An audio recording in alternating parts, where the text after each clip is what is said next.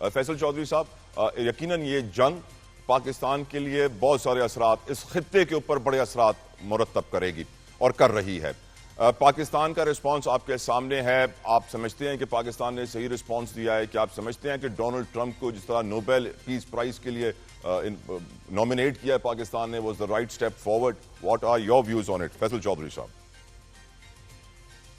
دیکھیے، اس میں دو تین باتیں ہیں. سب سے پہلی بات تو یہ ہے کہ پاکستان کو صرف پاکستان کی سپورٹ کرنی چاہیے. سب سے پہلے میں نہیں سمجھتا کہ پاکستان اس پوزیشن میں ہیں کہ ہم مسلم امہ کو یا ہم ان کے ٹھیکیدار بنیں. سو وی ہیو ٹو سی کہ ہمارے بینیفٹ میں کیا ہے. اپنے ملک کو سب سے پہلے آپ نے سیو رکھنا ہے، اور اس کے بعد آپ نے جو ہے وہ ہمسایہ ممالک جو ہیں ان کے ساتھ چلنا ہے. پاکستان کی اس وقت جو پالیسی چل رہی ہے وہ بہترین نظر آ رہی ہے، کیونکہ ہم اسرائیل کو تو ظاہر ہے نہ ہم تسلیم کرتے ہیں نہ تسلیم کریں گے، نہ ہی ہم اسرائیلی ایگریشن کو جو ہے سپورٹ کرتے ہیں. جو امریکنز نے حملہ کیا ہے، مجھے تو اس کی کوئی لاجک سمجھ میں نہیں آتی کہ یہ کیوں کیا گیا ہے اور اس سے کیا حاصل ہونا ہے. اس سے بجائے صرف یہ کہ ایسکلیشن ہوگی، آلریڈی جو ٹینشن ہے، اس کے علاوہ تو کچھ نہیں حاصل ہونے والا. کیونکہ اب تک جو لیٹسٹ آئی ہے اور میں ایرانی جو میڈیا فالو ہم نے کیا ہے اس کے اطلاعات کے مطابق تو ریڈیشن نہیں وہاں پہ ہو رہی جہاں پہ یہ اٹیک کیا گیا ہے. دیٹ اسینشلی مینس کہ وہاں پہ جو جس مقصد کے لیے اٹیک کیا گیا ہے یا تو وہ ناکام ہوا ہے یا وہ جو ہے وہ غلط انفارمیشن پہ کیا گیا ہے. ناؤ کمنگ ٹو کہ جی اب پاکستان جو ہے وہ انڈیا، اسرائیل، امریکہ کا گٹھ جوڑ ہے یا نہیں ہے. دیکھیے، ڈپلومیٹکلی آپ کو اپنی سپیس حاصل کرنی پڑتی ہے. امریکہ کے ساتھ پاکستان کے بہت پرانے ریلیشن ہیں، اور اب آپ پاکستان جو ہے whether somebody likes it or not، آپ نہ ڈیفنس ہماری اسٹیبلشمنٹ نہ حکومتیں ان کو اگنور نہیں کر سکتے. لیکن اس کا یہ بالکل مطلب نہیں ہے کہ ہم اپنا رینٹے بیس جو ہے وہ دے سکتے ہیں، کیونکہ ایران کے ساتھ ہمارا جو معاملہ ہے وہ بہت زیادہ سینسٹیو اس لیے ہے کہ ہماری ظاہر ہے وہ ہماری پاپولیشن میں بھی بہت زیادہ اہل تشیع ہیں جو مسلمان ہیں، اہل سنت والجماعت جو دوسرے بھی ہیں وہ بھی اس کو سپورٹ نہیں کریں گے، اور اسرائیل کے خلاف تو سب اکٹھے ہیں. تو جہاں تک نوبل پیس پرائز کا آپ بات کریں، دیکھیے بات یہ ہے کہ نہ تو ٹرمپ نے پاکستان سے پوچھ کے اٹیک کرنا ہے، نہ ہی وہ ہمارے مرہون منت ہیں. ایک ان کا لانگ ڈیزائر ہے، لیکن نوبل پیس پرائز فرینکلی اسپیکنگ اگر اس طرح سے مل لے کہ آپ غزہ میں جو ہے وہ قتل عام کو سپورٹ کر رہے ہیں، بمبارمنٹ کو سپورٹ کر رہے ہیں، اسرائیلی ایگریشن کو سپورٹ کر رہے ہیں، تو پھر تمغہ امتیاز میں اور نوبل پیس پرائز میں میری نظر میں تو کوئی فرق نہیں ہے. تو یہ تو ایک سیم چیز ہے. جہاں تک ریکمنڈیشن، ہماری ریکمنڈیشن پہ نوبل پیس پرائز جو ہے وہ ملنا ہے یا نہیں ملنا ہے، مجھے اس پہ بھی بڑے شکوک و شبہات ہیں، کیونکہ ہماری اتنی تگڑی ریکمنڈیشن تو ہے نہیں. لیکن ظاہر ہے ایک چیز، ہمارے جو انڈیا پاکستان کی وار ہے اس میں اگر آپ دیکھیں تو گلوبلی پاکستان کو جو فیس سیونگ جو ایلیویشن دی ہے اس میں ٹرمپ صاحب نے کوئی 18 دفعہ تو یہ کہا ہے، اور یہ ایک ہمارے بینیفٹ میں چیز ہے.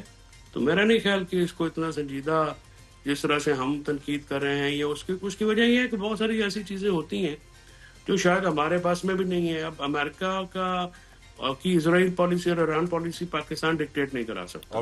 That's a fact. تو ڈپلومیسی جو ہے، فیلئر تو ڈپلومیسی کا ہوا ہے پوری دنیا میں. اب جس کی لاٹھی اس کی بھینس ہے، وہ پاکستان میں بھی یہ ہو رہا ہے، دنیا میں بھی یہ ہو رہا ہے. سو لیٹس سی کیا ہوتا ہے. Right sir. شہلا صاحبہ، بلاول صاحب نے آج جو میں کافی دنوں سے ایک بیان دے رہا تھا اس کی تقریباً تصدیق کر دی ہے. میں کافی دنوں سے کہہ رہا تھا شہلا صاحبہ کہ مودی، نیتن یاہو، ٹرمپ ایک ہی ٹیم کا حصہ ہیں، ان کے ٹارگٹس ایک ہی ہیں. آج بلاول صاحب نے بھی کہہ دیا کہ مودی جو ہیں وہ نیتن یاہو کی سستی بی گریڈ کاپی ہیں.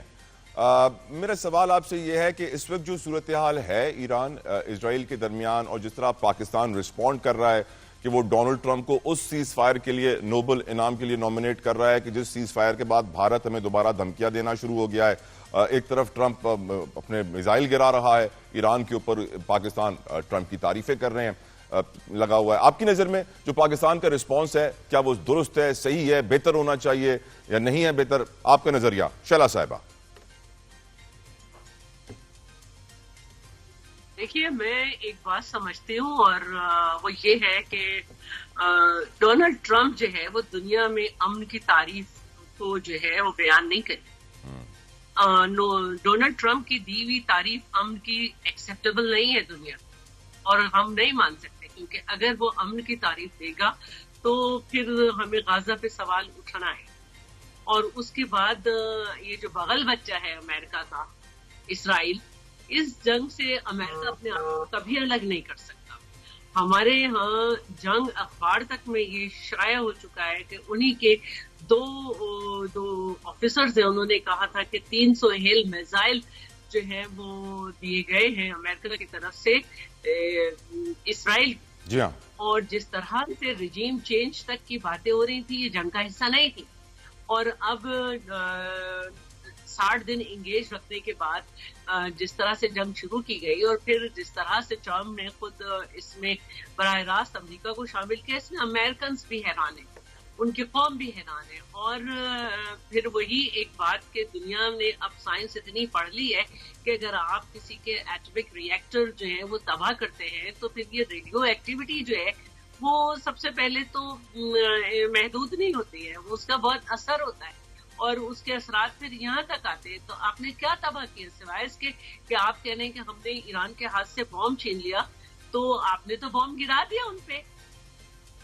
ان کو تو آپ 30 سال سے کہہ رہے ہیں، تو آپ کے پاس کوئی ثبوت نہیں نکلا، جیسے عراق میں نہیں نکلا تھا آپ کے پاس. تو صورتحال یہ ہے کہ اگر